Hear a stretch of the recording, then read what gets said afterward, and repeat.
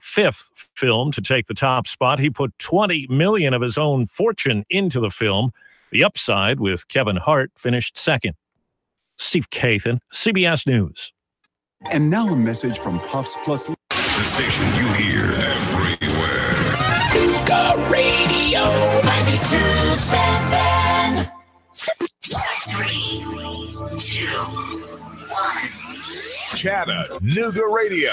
Digital FM 95.3 HD4. 92.7 FM's news now. A Cleveland man who robbed a store dropped a particularly damning piece of evidence, a photo of himself. Cleveland cops say the man walked into the Easy Stop on Pleasant Grove Road and demanded cash from the register. As he made his escape, the clerk chased him. The couple of photos we posted on our Facebook page at Nougat Radio 92.7. If you know who he is, give the Cleveland PD a call. Work is set to begin on Chattanooga's new electric vehicle plant this spring. The first vehicle is supposed to roll off the conveyor belt in 2022. Volkswagen announced plans to break ground on the $800 million plant as soon as possible. And he was on the TBI's 10 most wanted list. Now he's behind bars. James David Robinson was wanted on murder charges, arrested on Sunday in connection with an October 2018 murder. His alleged victim's skeletal remains were found by hunters on Benton Mountain, the remains belonging to Jacob Moore. Val St. John for Nougat Radio News Talk 92.7 Action News now. Nougat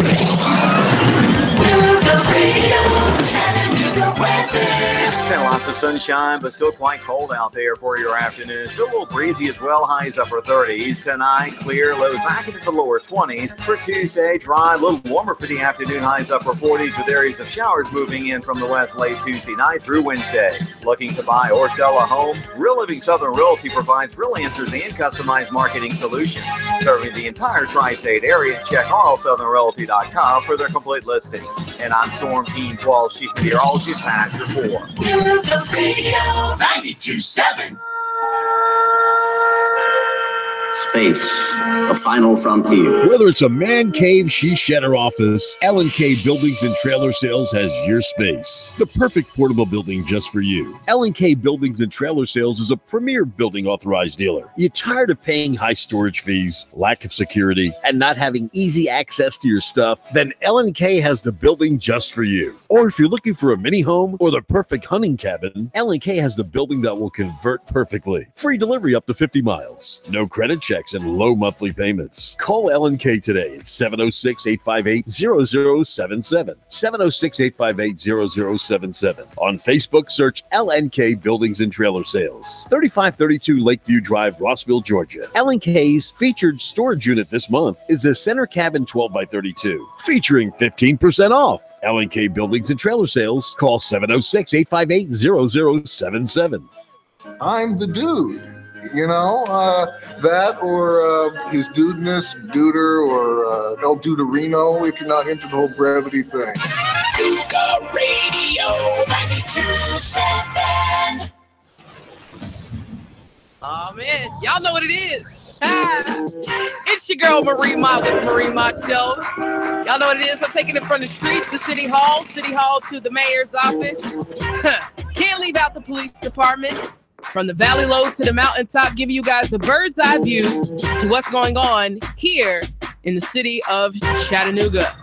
Good morning. Good morning. It's a cold morning, but it's a beautiful morning. There's a lot going on in the city of Chattanooga. And I know a lot of people, because of popularity, a lot of people don't understand and don't really know the legacy of Dr. Martin Luther King. Because if I have to be honest, y'all know how I am. I'm coming out swinging today because we got a lot to talk about. Dr. Martin Luther King's legacy, along with a lot of the people in the civil rights movement, their legacies have been whitewashed. Every year we wake up and we hear that same, I'm sorry, I got to call it what it is. That same tired I have a dream speech, which Dr. Martin Luther King said so much he memorized it. But what we never hear is the Dr. Martin Luther King in 1967, 1968, who had changed his mind about what he thought about America, what he felt about his dream, and how he was going to proceed further had he been given the chance to live.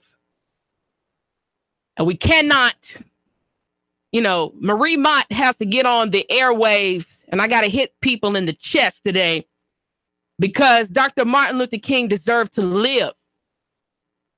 like Medgar Evers, who you don't hear anything about, who was organizing Mississippi long before Dr. Martin Luther King got out of college with his doctoral dissertation. There were people like Medgar Evers who were organizing the Dirty South. People like Ella Baker, who had been organizing so long. This beautiful black woman, Ella Baker. See, I'm gonna educate you guys today, and we're gonna have a real. We talk about king conversations. We're gonna talk like some kings today, but it's not gonna be the sweet lullaby of Dr. King that is often played to encourage people to be complacent and to believe in a dream that by the end of his life that was taken from him. Let's not forget, we're not really celebrating Dr. King. For me, I'm mourning Dr. King because Dr. King should have lived.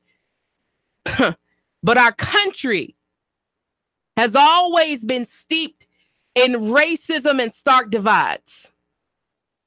And until we tell the truth about how we could have come to conclusions about how institutional racism has never gone away, of how people have not really, despite the various movements and marches and different things that occur, that often African-American people and people of color are utilized as the basis of movements and marches, but never really are we loved in this country that we are the children of. I got to be real. Dr. Martin Luther King didn't die in his good old age. He was murdered. He was murdered. Let me say that again for the people in the back. Dr. King was murdered, along with a whole list of others who don't make it to the same level. How many of you know about Medgar Evers? Huh? How many of you know, besides the fact that a lot of people didn't like Malcolm X because Malcolm X was what Dr. King was at the end of his life. He was radical. He was radical, a black nationalist. And his ideologies were in totally against the mainstream of what people think and feel that black people need to do in this country to somehow get out of the situations that we've always been in. You know, I'm not going to stroke your ego today. I'm going to talk to you real, because I got to do Dr. Martin Luther King justice, but I also got to do, because the civil rights it's not all in Dr. King. It's in people like Ella Baker, who was organizing in the roaring 20s and 30s in New York City, and then made her way to Shaw University and would then educate people like H. Rap Brown, Stokely Carmichael, who would later become Kwame Ture. She would then educate people like Marion Barry. Did you guys know that Marion Barry was part of SNCC? Do you even know what SNCC is? That this black woman was actually teaching students how to organize. And these students, I gotta give the history behind this, because you don't see this. A lot of times you're not going to see this in PBS. You're not going to see this in the news and in the media. They're not going to give you context, right? Which is really what really happened. Did you know that people that Baba Mukasa, who was actually a Chattanooga native, was one of the co-founders of SNCC? And students, long before Dr. Martin Luther King would ever make his way to the South and get out of school, there were students who were going down into Mississippi and in Georgia and Alabama, and to the places where black people were still working on plantations and being sharecroppers, folks like Fannie Lou Hamer, right? And they would have to rely on the people there to sleep in their houses. And these folks were going down there trying to organize people to be encouraged to go register to vote, which was so dangerous at the time. See, I got to spill some history today because, like I said, I think folks want the sweet parts of Dr. Martin Luther King. They don't want the salt. They don't want the salt because the salt stings. In a wound, salt stings, right? These SNCC workers were going down in the dirty South, the rural South, which is still, even now, just as impoverished as ever, and encouraging people to register to vote, which was so dangerous that could get you killed. These workers were not students had to start rolling with guns because they were getting shot at by white people who didn't like them coming into the South, encouraging Black people that they had a right to vote, which was their constitutional right. You see, when folks talk about make America great again, those are the folks who have never had to touch the face of their grandmothers, their living at one point, my living grandmothers, I could touch their face, the face of two women who came up in the segregated South. And if they were alive right now to see such statements, could they ever tell me that they experienced a time in America that was great for them? Could they? Would they? Where was it? When? And how? When was America good to them? If they had to go to a separate counter in the back door just to get a bite to eat. Or if my grandfathers had to serve even in the United States military because, that's the honorable thing to do when you want to serve your country, that you got to go into segregated barracks.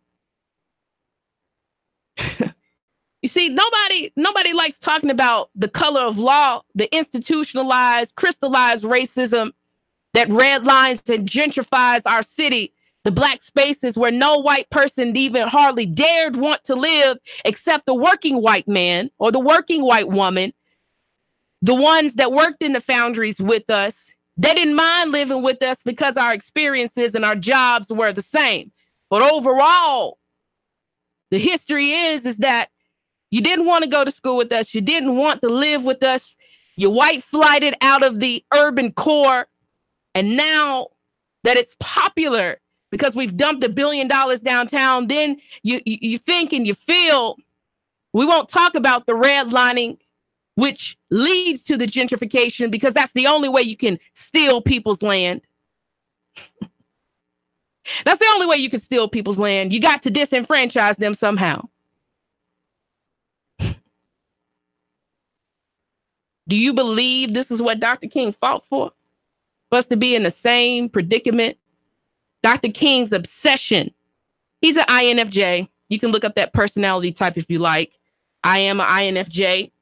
And I have read a lot and studied a lot about Dr. Martin Luther King in particular as an activist, because in some ways I do not want to follow in his footsteps. He was obsessed with his personal vision for Black African Americans. And when he had an opportunity to collaborate with women such as Ella Baker and people like James Baldwin and Malcolm X and a wide array of folks.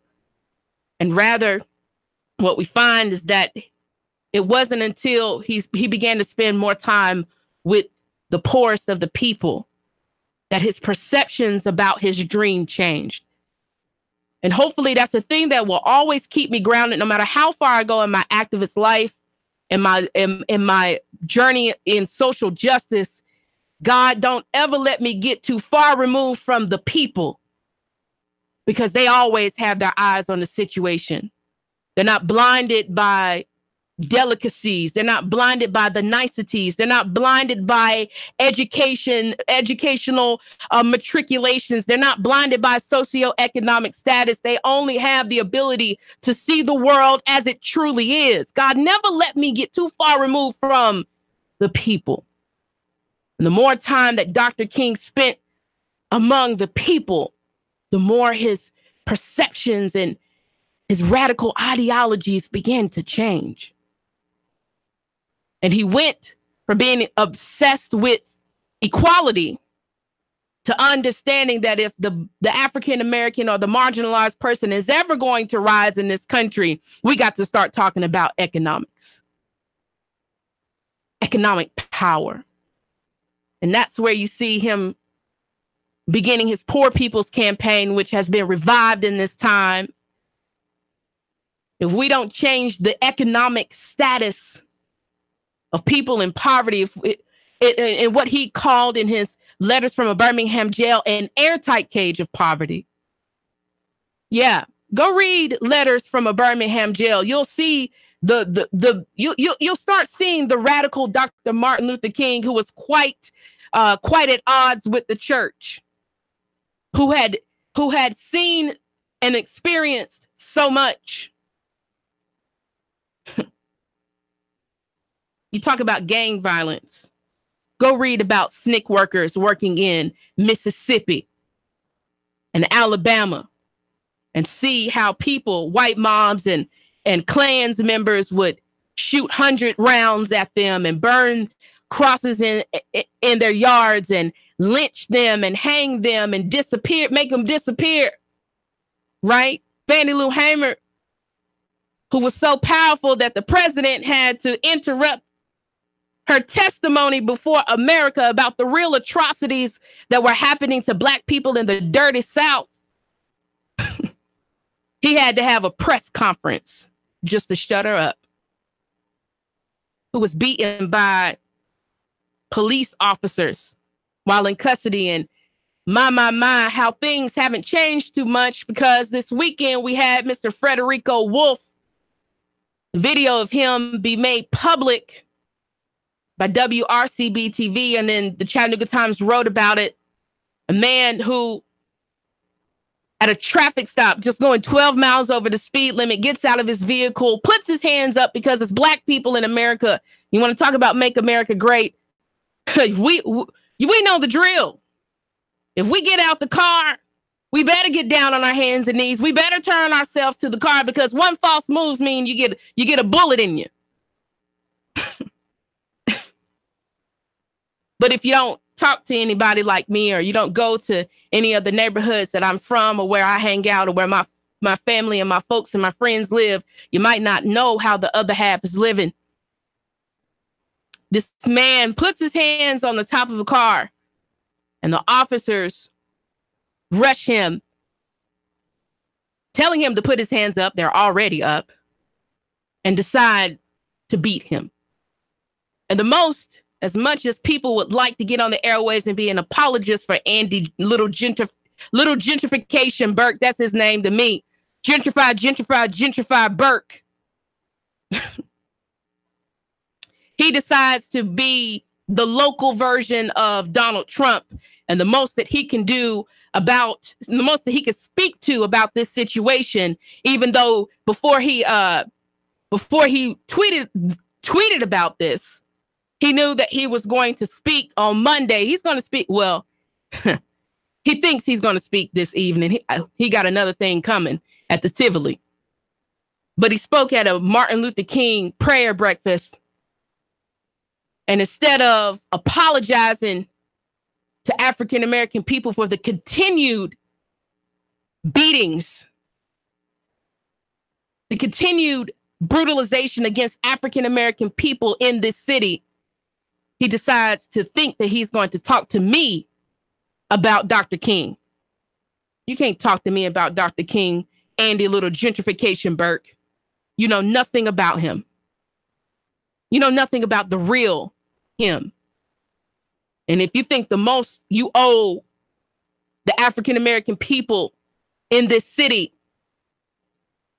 who have continuously been murdered in police. We just left out of December where we had 2 Black men die in police custody. Women and men at the March for Women who were targeted. And why? Because they're activists targeted by the Chattanooga Police Department. And the most you can do for me is tweet about it and then has the audacity. See, this is where people really have to see what's going on and how when people speak, what they really think and mean about you. He decides to say from a video released today, it is clear that a full investigation into potential misconduct is warranted. What do you mean potential misconduct, sir? If a man puts his hands up and the officers continue to tell him to put his hands up, they decide to beat him and punch him. What do you mean potential? What do you mean? What does that mean? And then decides to go further. He says, I am confident in Chief Roddy's ability to review all the relevant facts and issue any necessary corrective actions when we find and we know that only 12 to 13% of the internal affairs complaints actually lead to any disciplinary actions. He continues further with the connections that we have built between CPD and the broader Chattanooga community. This is not about the broader Chattanooga community because the broader Chattanooga community doesn't really experience police violence and brutality. It is the Black Chattanooga community. Be particular and be very clear, sir. Are invaluable in helping keep our streets safer. Any misconduct from officers that harm these connections is unacceptable. Well, sir, if they're so unacceptable, what have you decided to do about Desmond Logan? And did Trumbo and Craig Joel get fired for drinking on the job and crashing their police vehicles, or were they allowed to swiftly resign? What about Officer Desalines? What about the officers that shot Javario Eagle? What about Officer Wright, who dragged Avery Gray's 14-year-old daughter out of her mother's vehicle by her wrists to the point to where that baby couldn't even write in school anymore and play basketball, the sport she loved? What about the officers who supported the raid of Mr. Parker? Or the officers who swiftly arrested Malik Sanford for drinking under the influence when they didn't even test him for alcohol levels because he fell asleep at the wheel? What about the officers who we know killed Wadey Suttles in police custody in 1983? And Maxine Cousins, his daughter, died never having justice officially about who killed her father in police custody. And you think in your self-righteous mind that you're going to talk to me about a Dr. King? A Dr. King at the end of his life who started rolling with a 38 snub because he had seen, rolling in the dirty South had exposed him to the real atrocities. We're going to continue to talk about it. Second half of the segment, family. But you're not going to get the sweetness today because there's a lot that we need to clean up. And we're not going to clean things up lying to ourselves and doing things that make us feel good. We're going to have to get real uncomfortable. And unless we're willing to tell the truth, America deserves to go up in flames if we can't tell the truth about the state in which we're in and how we treat people, and in particular, people who are poor and people of color. Stay tuned for the second half of the segment.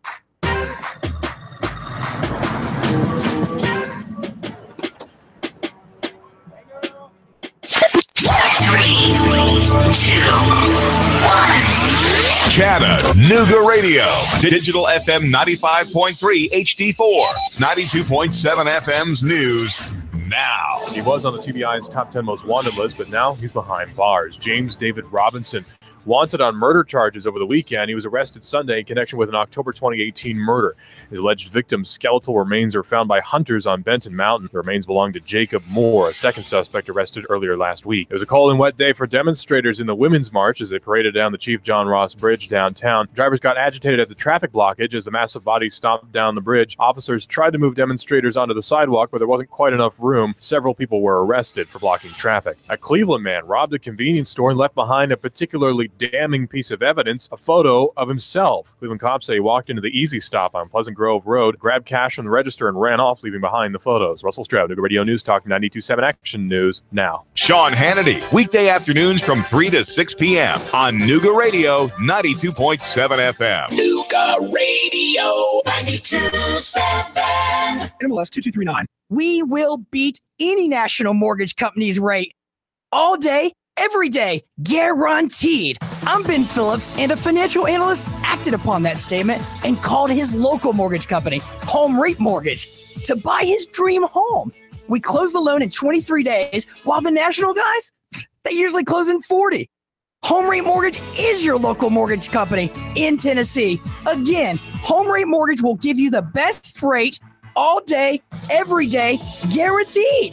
So let this story be your story and call Home Rate Mortgage today, 805-9100, and there's no cost and no obligation. So why wouldn't you call 805-9100 or HomeRateMortgage.com? Turn a house into a home rate mortgage.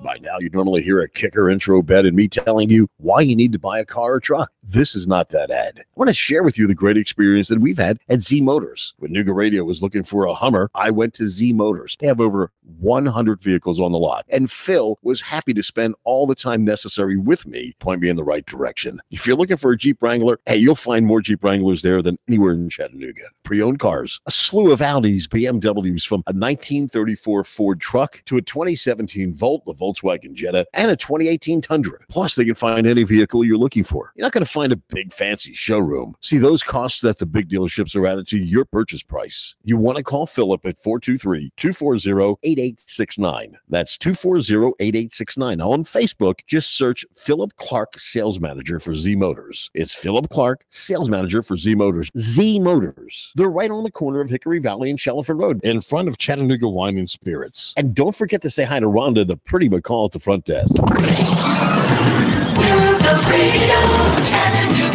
It's been lots of sunshine, but still quite cold out there for your afternoon. Still a little breezy as well. Highs upper 30s tonight. Clear, lows back into the lower 20s. For Tuesday, dry, a little warmer for the afternoon. Highs upper 40s with areas of showers moving in from the west late Tuesday night through Wednesday. Looking to buy or sell a home? Real Living Southern Realty provides real answers and customized marketing solutions. Serving the entire tri-state area. Check allsouthernrealty.com for their complete listing. And I'm Storm Team 12 Chief Meteorologist Patrick Ford. Nuga Radio 92.7. Set it on the break.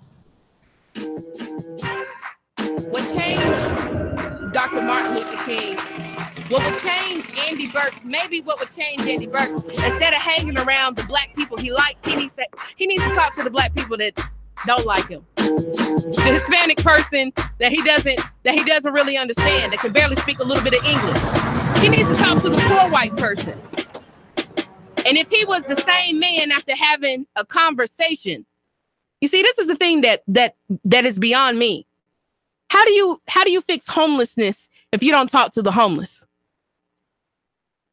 How do you fix things if you don't talk to the people who are experiencing these things, who are the victims of these things?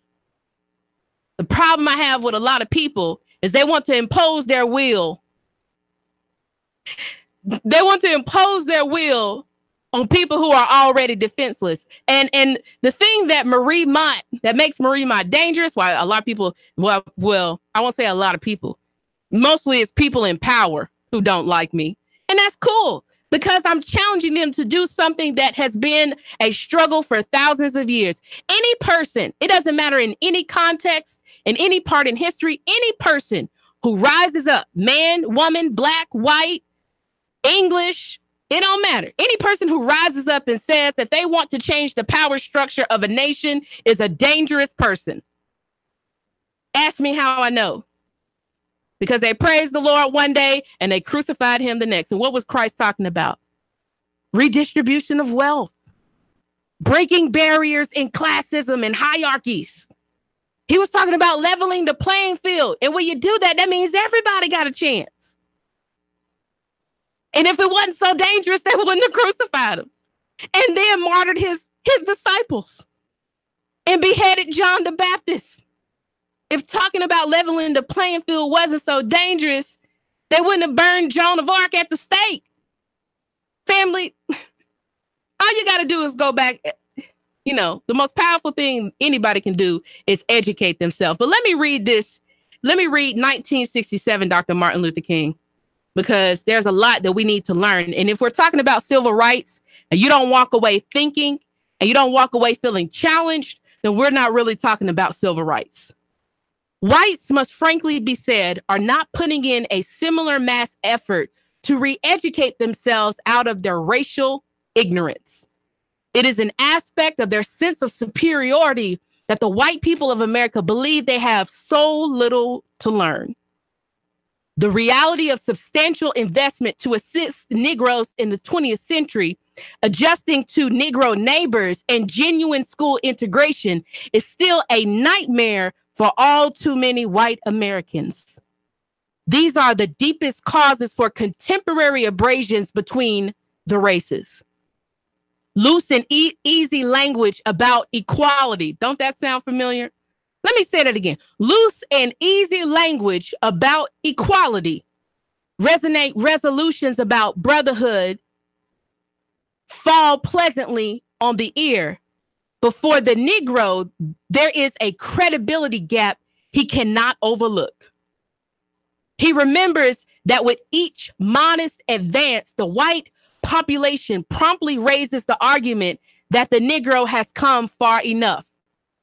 Each step forward accents an ever-present tendency to backlash. Whew. That's 1967. Where do we go from here? Dr. Martin Luther King. And you see from about late 1965 on forward, you begin to see Dr. Martin Luther King change. That he begins to change. And let me read something for the folks who want to overlook the people who were swiftly targeted and arrested, even though there was a vehicle that tried to run protesters over and the police were right behind this vehicle and they let them leave the scene of the Women's March this past weekend. They decided to not citate that person or arrest them for literally hitting the gas and trying to run over protesters and people participating in peaceable protesting. You say, I must say tonight that a riot is the language of the unheard. And what is it America has failed to hear? It has failed to hear that the plight of the Negro poor has worsened over the last 12 to 15 years. It has failed to hear that the promises of freedom and justice have not been met. It has failed to hear that large segments of white society are more concerned about tranquility and the status quo than justice and humanity. Grosse Pointe High School, March 14th, 1968. Let me continue further. A true revolution of values will soon look uneasily on the glaring contrast of poverty and wealth. A Time to Break the Silence, April 4th, 1967. Let me keep reading. The Time to Break the Silence was very, very, very, very good. As I have walked among the desperate, rejected, and angry young men. So when people say Marie is angry, let me tell you what Martin Luther King thought about me, or people who are my age and younger back then. And this is why it's important for people to shut up and listen, because you might just change your mind about what you think. As I have walked among the desperate, rejected, and angry young men, I have told them that Molotov cocktails and rifles would not solve their problems. I have tried to offer them my deepest compassion while maintaining my conviction that social change must come meaningfully through nonviolent action. Children are wise, but they ask, and rightfully so, what about Vietnam? Let me add to that. What about Syria? What about Palestine? What about police brutality? They ask if our own nation wasn't using massive doses of violence to solve its problems, to bring about the changes it wanted. Their questions hit home, and I knew that I could never again raise my voice against the violence of the oppressed in the ghettos without having first spoken clearly to the greatest purveyor of violence in the world today, my own American government. A time to break the silence, April 4th, 1967. This is the Dr. King that you won't hear. If they ain't going to tell your children in school. Dr. King grew up. He started, Dr. King came up as a very blessed African-American man. He was intelligent, wonderful orator. One of the benefits of being an INFJ is that putting words together and speaking to people comes very naturally. And so smart. He skipped 2 grades in school. So went to Morehouse. This man worked all the way up to a doctorate. But Martin, the intention for Martin was to become a pastor, get married, have children, pastor a church, as people tend to do in the African-American community for 30, 40 years, and die. Live a nice Black middle-class life and be happy. And Martin was kind of pulled into a movement that had already been gaining momentum for some time. He was pulled into the movement. And because of his brilliance, he was a very brilliant man. And because of his oration, and of course, because of his educational background and the fact that he was a PhD, he was propelled to the forefront. But Malcolm is no more important than the unknown SNCC worker or the unknown community activist and organizer that made it possible for Martin Luther King to touch down somewhere and give speeches and talk.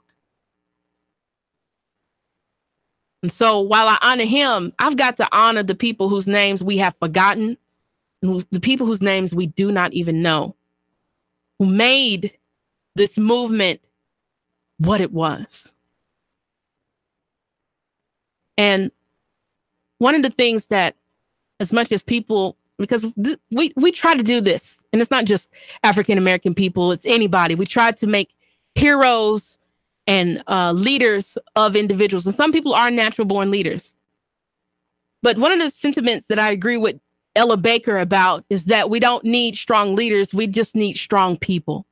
And if we work better on building up one another, then we won't have a need for leaders. And can we get to a society where we don't have people speaking for us, but we've made it easy for us to speak for ourselves? I think that's the place where Dr. Martin Luther King was trying to get us to. Not just a place of equality, but where poor people had a chance and black people had some peace. That's all. That's all any poor person wants. You know, one of the luxuries of having money is the fact that you don't have to deal with one of the quotes I read about, I read from Bell Hooks was she told her students that the only reason that Malcolm even got to a place where he could be intellectual and could learn was when he was in prison because he had silence and solitude and enough time to read. And poverty doesn't bring situations and circumstances where we can get that. You know, our mayor's talking about a city of creators. And when I had a meeting with him, Lord have mercy. When I had a meeting with him last year, you know, I had to debunk. And it was very easy, which shows that our mayor really he could do a lot more reading, even though he's a lawyer. He could do a lot more reading. Maslow's hierarchy of needs. If you go look at the pyramid of Maslow's hierarchy of needs, creativity, self-actualization, all of that is at the top. If you don't address the first level of the pyramid, the foundation of the pyramid, physiological needs, like clean water, a place to stay, food to eat, clothes and shoes to wear. If people don't have their physiological needs met, it is virtually impossible for them to get to the top of the pyramid, which is creativity and self-actualization. Coming into the wholeness of who you are. And poverty doesn't give you a chance to do that. That's why people work so desperately to get out of poverty, because poverty situations don't give you the ability to thrive. Go into a poor area if you're not poor and look at it. It's usually dirty. I mean, it's been times where the city has forgotten to pick up my trash. That wouldn't happen on Signal Mountain or East Brainerd, or, you know, that wouldn't happen. I know that wouldn't happen. They've forgotten to get streets of trash. Usually it's dirty. The buildings are ran down. It's always police sirens. And if it's not police sirens, it's ambulances. If you can go into a poor community and find a grocery store, I owe you lunch. You won't find it here. You got to travel 15, 20 minutes to go to the nearest pharmacy or grocery store. The schools falling apart. You're liable to see kids walking down the street in the freezing winter with no jackets, no coats. See, poverty doesn't give you that solitude that having affluence gives you. Nice, clean, pristine neighborhoods. The trash is probably picked up early, if not on time. It doesn't give you the noise. Very rare, I can imagine. Do you hear sirens on Signal Mountain or the North Shore or the developed parts of St. Elmo and Southside? I'm sure it's very, very rare. You probably have too many grocery stores. They're talking about building a Publix on South Broad Street, and in East Chattanooga, we need a grocery store. South Side, we need a grocery store. West Side, we need a grocery store. We've asked for a grocery store, and they're talking about putting one on South Broad. You know, we had Professor Ken Chilton. I got to meet David Cook from the Times Free Press. Very, very nice man. You know, put out a January 20th, 2019 article, Whitewashing the Best Town Ever. We had Professor Ken Chilton that came through last week showing the evidence of Black people who have been pushed out of their native Chattanooga because it's too expensive to live here, on top of it's nearly impossible for you to get a loan from any local bank to buy a home. Our city is segregated. It's always been segregated, despite what people think. The first time I ever made a comment in public, as a matter of fact, was last year, thanks to Lorian Mays, gave me a ticket. And I was appalled that I was going to, at Orchard Knob Elementary, I was going to a talk sponsored by Apex and Unified Ed about segregation in schools in 2018.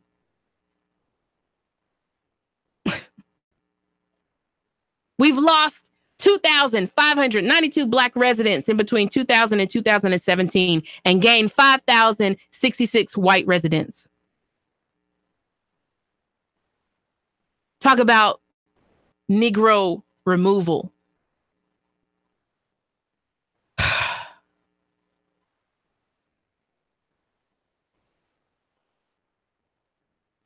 And there were some comments made at the event, and it grated me like sandpaper, because there's always this ideology that is spouted by people that, you know, well, if Black people just took care of their neighborhoods, baby, taking care of your neighborhood is impossible if you don't have tax investment. Let me be real. Let me go ahead and debunk that. Taking care of your neighborhoods is impossible without tax investment. And if I had grandmothers who paid taxes for 50, 60 years, I think I deserve to see tax reinvestment in my neighborhood. I think I deserve things as simple as grocery stores, pharmacies, and sidewalks. And I shouldn't have to see those things only when the racial makeup of the neighborhood changes.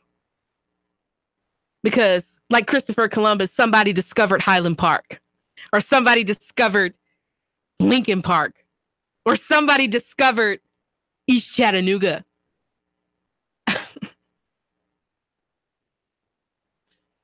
My, from police brutality to gentrification to redlining with banks.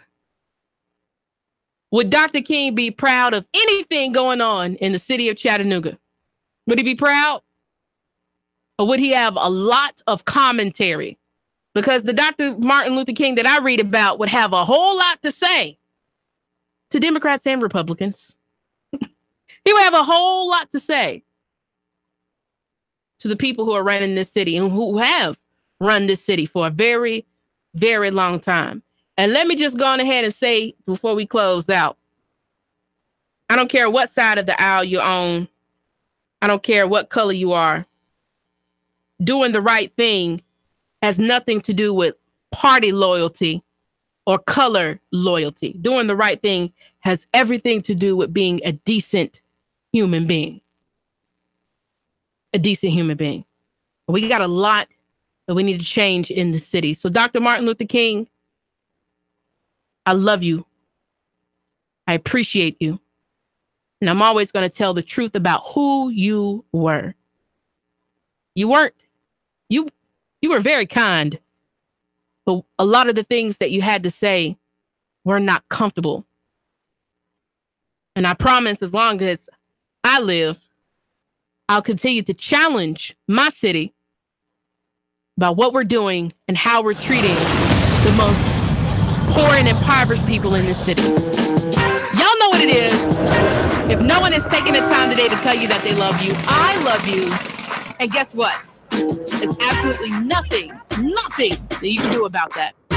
I'll see you guys back tomorrow on the Marine Mott Show. Love you guys.